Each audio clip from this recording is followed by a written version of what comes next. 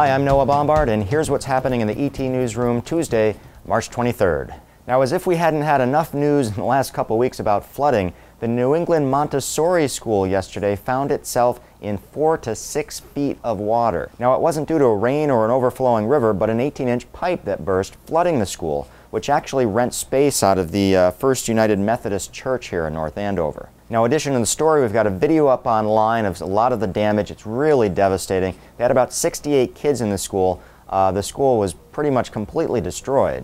ServPro was there hauling out carpets, ripping out walls, really gutting the place. Everything had been drenched with water and destroyed. After all that damage, school officials say they're now looking for a new location.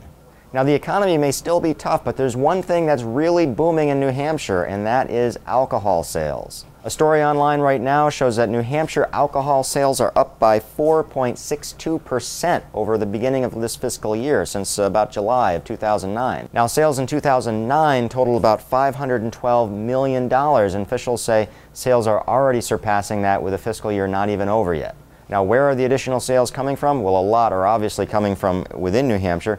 However, Massachusetts this past year passed a 6.25% sales tax, which has impacted alcohol and liquor sales here in Massachusetts. So a lot of those people, officials theorize, are crossing the border, taking advantage of the deal in New Hampshire. That's good news for state revenue, not so good news for groups concerned about alcohol consumption. Now, if you're like me, you probably don't go anywhere these days without one of these, a cell phone. And if you've got kids, you know that they've probably got them too. We have a story online today looking at cell phone policies in schools. Now, this has been a big concern with a lot of schools who have had to deal with cell phones in recent years in kids' hands, kids calling, kids taking pictures, the possibility of cheating on tests by texting answers or by taking photos. Now, Haverhill has sought to bring all of its school policies in line with coming up with a policy of off and out of sight. Students are allowed to use them as soon as the bell rings and as soon as school is over. How will the new policy impact students in Haverhill?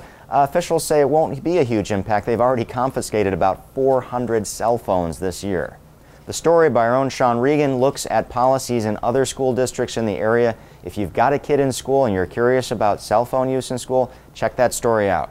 Just a reminder that all this and a lot more can be found at Eagle-Tribune.com right now.